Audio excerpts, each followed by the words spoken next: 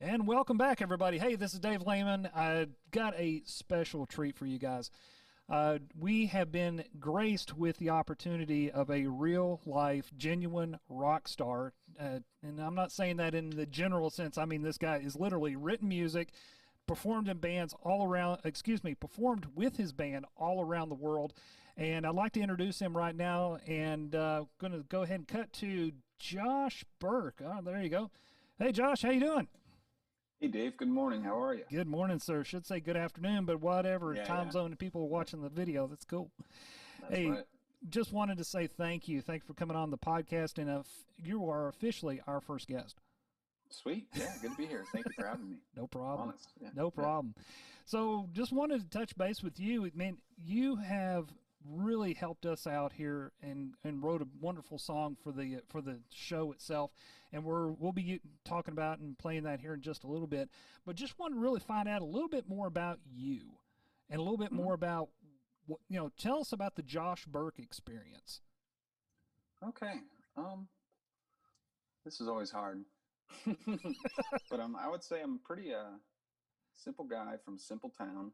Come from a little small town called excuse me, Cicero, New York, Okay. in upstate. Went Beautiful. to an average little high school, and then I joined a band when I was 17, and that's when things, you know, sped up a little bit. I had to grow up a little quick and stuff. But At I'm a pretty 17? quiet, Wow. mild-mannered person, really. Right. Yeah, I'm not Right. even much of an extrovert, to be honest with you. What's that? That's some of the experience, if you will. So where does that? And now I know your dad. Now hmm is does the musical talent come from him, or does it come from your mom, or some other part of the family, or I would say it's a mix. My mom has a ton of musicians on her side. They all play okay, mostly country bluegrass-esque, but not even exactly, because they're well, I should say they're super Native American, so a lot of the music is channeled towards that. yeah, But if you were to listen to it, you would just think it's right, right, bluegrass, really fast technical fiddle playing. And then my dad's side, there's a couple electric guitar players that I haven't really met. My dad has kind of a complicated family history, if you will. But my dad is the one who really turned me on to rock music, if you will, playing. yeah, yeah, I can name the album right now, Ozzy Osbourne's tribute live album with Randy Rhoads uh-huh. in his car. And that was it. Pretty much took off from there. I started guitar lessons soon after that, and now we're here. Oh, cool, So cool. I don't know who to credit to. I've been around music subtly my whole life, but neither of the parents actually played music. So it's kind of a weird, Yeah, thing. yeah. Well, I tell you what, I've heard it, and it is, man, it was. I think the term that I used mostly was epic. That it was just this kind of rock and roll. Because I grew up like your dad. I grew up, listening to Ozzy Osbourne, and I'm a, just Ozzy, and there's dozens of other bands that I just Yeah, would just Van absolute Halen, jam. Van Halen, yes, that obviously. was the name I was looking for. And those bands there just Saturday afternoon, hanging out on the front porch with all my buddies, and that's what would be on the radio. We just playing it a little too loudly. But tell us a little bit. Now, you said you were from Cicero, New York. Now, of course, you live in Florida now. Is that right? Yep, Yeah. yep. I'm living in Florida now. Yes, sir. Cool. So, was that a Yeah. big culture shock for you to move from upstate New York to Florida? It was at first, I would say. I wasn't even used to seeing like palm trees, Really? you know? Yeah, no, never, never, never. New York doesn't have palm trees. The only time I ever saw them was on vacation in Florida Right. to Disney World when, gosh, I was in like third grade or something. So even that was just a nice little novelty. And Right. I wouldn't say so much culture shock. The people are really nice. It's just a slightly different accent. I would just say the sunshine is just great. I don't Oh, regret anything. I love being in the sun. I really do. I I bet. like the snow too. It's beautiful, but the novelty wears off Oh quick. yeah. And Oh then yeah. I'm just cold. Oh Yeah. yeah. Yeah. I remember when the first time I met your dad was I was a week in I think it was in Albany for the week, and it was snowing when I got there. It snowed the entire week, and it didn't stop, and it was still snowing when I got on the airplane to fly home. And it's like, how do you guys live in this? And he was like, yeah, it's just this is normal for us. But I totally understand what you're saying. So tell me a little bit about your travels, what's, you've traveled all around the world. You've been to you've performed at concerts all around. Is there any particular place that you say, man, if I can go on vacation, this is where I'd want to go? Oh, wow. That was an interesting left turn at the end. I thought we were going to talk about my previous travels. No, okay. What do I think here? No, that's a good one. I really don't know. There's so many places I actually like. That's the thing. You would think I just don't know, but actually there's a lot of places I would just love to go back to. Right. Melbourne, Australia, or Melbourne. Mm-hmm. You're Australian. That's how you definitely say it. I love that place. First of all, Australia as a continent in general is just so beautiful and so, truly exotic. Just everything's a little bit different. The birds are a little different. Right. The vegetation's a little different. The animals are all a little bit different. So I would love to go back there, or New Zealand even. I didn't spend enough time in New Zealand in my travels. But there are so many places, honestly. Even the U.S. has, gosh, I would love to go to Washington State. You've never been to Washington? So beautiful up there. Have you ever been there before? Oh, yes. Sir. Oh, okay.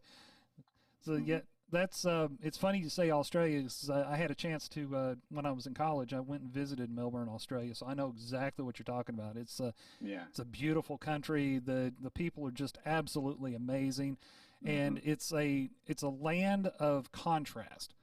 It's you got sheer cliffs into the shipwreck coast all the way through, just placid fields with cows in them. I mean, it's just it's just an amazing place. But it is. So, is there out of the 50 states, is there any state you haven't been to yet, or? I don't think so. I think I've hit them all with Red Jumpsuit and this other band called Recycled Percussion. That's where I got all my Alaska time in. Even though with Red Jumpsuit, we're about to play our first Alaska show, ever. Really? This year. Yeah. Cool. So so you're talking about the band here. So tell us about, how did you get started with Red Jumpsuit? Was that your first band that you played with? I heard a second name there. Yeah, it's a band called Red Jumpsuit Apparatus. Right. Mm-hmm. And the second name is a band. It's not really. It's a band, but it's like, people would call it an act, but it's definitely musicians doing musical band work. But it was called Recycled Percussion, and that was like a Las Vegas act. Okay. I had like a nice little residency. So that was a great gig. I really got to play guitar and shred a lot. Just live pretty comfortably with those guys. It was a good gig. But I'm in Red Jumpsuit Apparatus right now, and we're just touring around, and we're a bunch of just Florida boys doing our thing. Awesome. Trying to stay optimistic for 2021. But anyways, how I got into the band. Yeah. It's kind of the more interesting story to me. Anyways, the band was playing a show at this venue called the Lost Horizon in Syracuse, in East Syracuse to be more specific. And my dad and I would always go a little bit early to shows in hopes of just meeting someone or doing something in some way. But, never too apprehensive or anything like that. We would just kind of hang out and try and blend in. So we did that with this show. We showed up a couple hours early. We knew some of the sound guys and the technicians from seeing them at local shows a lot. Right. So we got to kind of blend in, if you will, and make our way in. And the band did a sound check and stuff. And that was the only way we really got to interact with the band. That was a crucial thing, being able to get in there. So we ended up talking to Ronnie ever so briefly, who's my lead singer, by the way. And it's just me and my dad, just for reference again, just to bring you back. And 16-year-old me who can't drive. So, yep. So we talked to Ronnie briefly. He had some family up in Syracuse. His grandma and grandpa are actually from there. And then he needed to get guitar equipment for one of his guitar players at the time. And he didn't have a ride to the nearest Guitar Center, was the brand. And my dad offered to give him a ride, and he said he would take it. So we gave Ronnie a ride to the nearest Guitar Center. I remember I was such a big fan of Red Jumpsuit. Keep that in mind. Yeah. I was definitely like, holy moly, I can't believe. Yeah. We have Ronnie in the backseat. Like, this day definitely accelerated pretty quick, But this was the first time we actually had a touring musician, especially one whose music I listened to, like in contact with us, able to speak with us, Right. especially in our car. Gosh. And now we're heading to Guitar Center where I can actually pick up a guitar and show someone my abilities a little bit, and they were really limited at that time. Actually, in hindsight, I look back at it, it was like I started playing guitar and gosh, when I was 13 and I was 16 then. So it was only 3 years playing guitar. So it was still young, but I had some flashy stuff that I could kind of show off with. Right. And so I knew this was an opportunity, actually. My dad and I both knew. It was an unspoken thing that we both knew was an opportunity. You know what I mean? Like, Yeah. we didn't say, oh my gosh, this is it, like, or anything like that. We just knew, like, okay, we have this guy in our backseat, and this might be a game changer for all we know. If we can impress him with something, who knows? Maybe he can get us in contact with someone. But anyways, where am I at? So yeah, we got to Guitar Center. I plugged in. Guitar Center, if you've ever been in there, it's pretty loud and whatever. So I just turned it up pretty loud so he could hear me. And sure enough, he ended up watching me a little bit and liked what I had to play for him. And I played some Red Jumpsuit stuff because I knew a couple songs under my belt. And so we basically, the night went on, the show went on, and then we continued to hang out with them afterwards a little bit. But they had to, of course, I think they were going to Canada even, so they had to bounce. And we did too, because it was a school night, and I was a little baby. And, but anyways, the important thing out of that was we got Ronnie's contact information. We said we would keep in touch, write some songs, and just see what happens. Right. Music is it's kind of loose like that. We'll just see what happens and maybe build something, Yeah. So we kept in contact for the next year. And then I flew down to Florida a couple times and wrote some songs. And we were starting to build a little band around me, kind of. And around the project, rather. I don't want to sound so egotistical in that way. Around the project. And let me think here. I'm trying to get my timeline right. It was like June or July of 2011. They had this big show called Summerfest. And it's in Milwaukee, Wisconsin. They were headlining the rock stage for a certain night. It was a pretty big deal, but one of the actually, I think, gosh, it was both guitar players at that time had a emergency quit the band kind of scenario, right? And definitely like a no choice kind of thing. And so Ronnie was in a real pickle right there because he's a week out from one of these big festival shows that matter to definitely our band, and he doesn't have two guitar players. So I think his wife at the time, Stacy, actually brought up to call me, and so he called me and asked me how many songs I knew, and without knowing that many, I had a couple, but I just said yes, of course, because this was beyond what I thought was going to happen, honestly. Right. I thought it was going to be like a band and Ronnie's going to produce me, and holy moly, this is incredible. But then it became, right. Here's a professional level job after 4 years of guitar playing. It was a pretty big moment, and it took a while to even adjust, honestly, because I'm still just very young. But let me think. So I was actually at an ice cream stand with my then high school girlfriend. Ice cream stand's called Big Dip in North Syracuse, just to give it a little shout out. It's a really good ice cream stand if you ever end up out there. And that's when I got a text. I actually got a text from my dad first saying that Ronnie was going to be hitting me up for some opportunity, because I guess Ronnie asked him first. Okay. I was young, of course, which makes sense, out of respect for sure. I'm trying to think, and I just kind of knew, a little bit, and then I got the text from Ronnie. And that's pretty much it, really. I ended up flying out, I think, 3 days from then. My parents bought my ticket, of course. I had no job. I was just a high school student.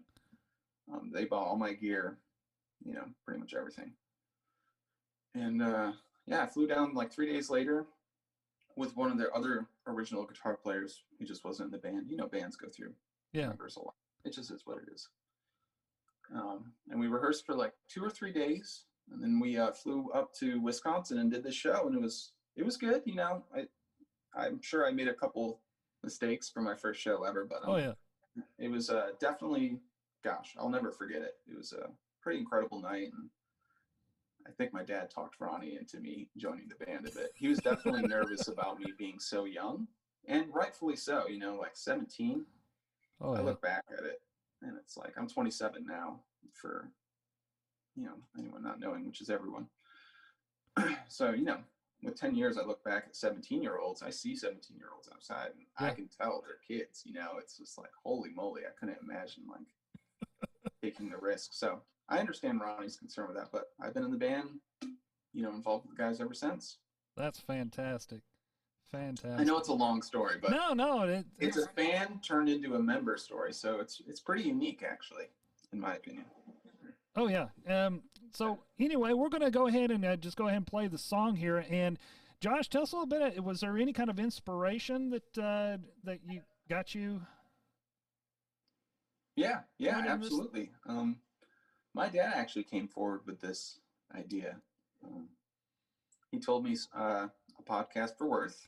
Right. We did an intro and outro, and he showed me kind of a sample of kind of what to do, and I was like, okay, I could do something like that, Yeah. Especially something quick. If it's not like a full song, I can, Yeah. I can handle it. But for reference, I'm a guitar player. I don't play drums. Guitar is my only instrument I've ever played.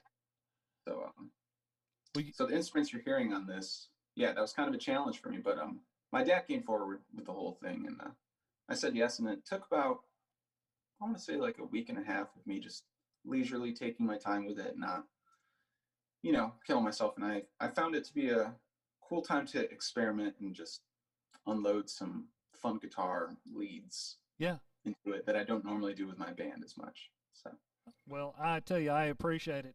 So everybody that's listening, we're going to play the song real quick here, and go ahead and warn you now, it literally jumps right into it. So if you're wearing earbuds, you may want to turn the volume down or brace yourself, but by the time you're 2 or 3 seconds into it, you're going to be turning it back up. So go ahead and warn you now.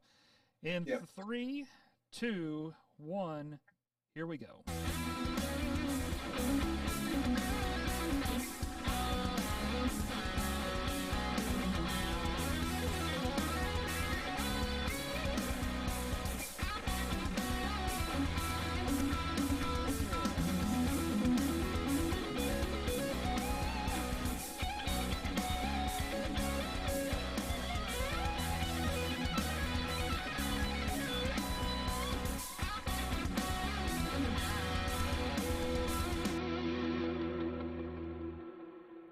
Dude, that just rocks. Thank you. I'm happy about it, honestly. That just rocks. So I have nothing else to say, but thank you, really. Oh, I never know what to say with the compliments. Oh man, it just it's like one of the things I was telling your dad about is that this podcast is new. This is definitely not something like your interview you were saying earlier, and that you don't really feel 100% on the interview side of this. I'm the same way because I'm a computer guy. That's what I do. Is I'm the guy that fixes people's problems, and getting in front of a camera is definitely not in my comfort zone. Right. But this podcast has been just absolutely amazing. Of course, I get to meet and talk with interesting people like you, and I do appreciate everything that you're doing. And I appreciate you giving me a platform. Honestly, I haven't done an interview in a while. It's been, COVID time's been slow. So where are you guys headed off to next? Oh gosh, I'm not sure if I'm allowed to say, but okay, that's fine. Don't. I will a little. You can tell it's like, hey, we're going north or we're going west, or of course you're in Florida, so you can't go too much further east. Right. Well, I'll give you a perspective from the middle of the United States. If you were in the middle of the United States, this is kind of what will be happening. We're hoping. I just don't want to say too much because COVID times, obviously. Oh yeah. So we're really hoping I'm trying to think of what month. In around May, we'll be able to do some shows. Okay. In the US. All right. So where can people? Do you have a website you want to drop, or?